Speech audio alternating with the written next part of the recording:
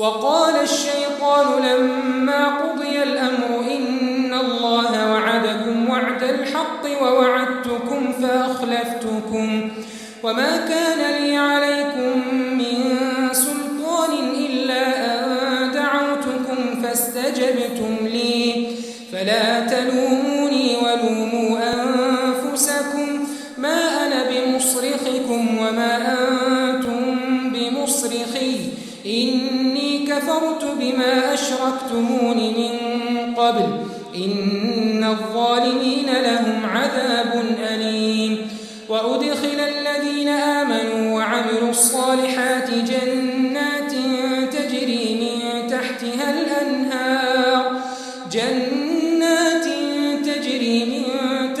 الأنهار خالدين فيها بإذن ربهم تحيتهم فيها سلام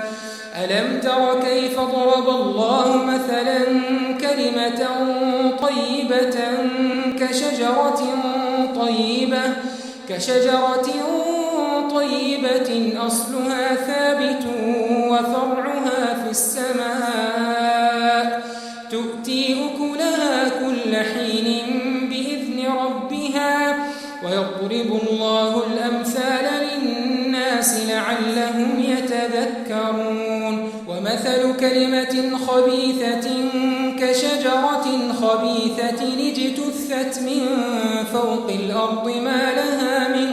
قرار يثبت الله الذين آمنوا بالقول الثابت في الحياة الدنيا وفي الآخرة ويضل الله الظالمين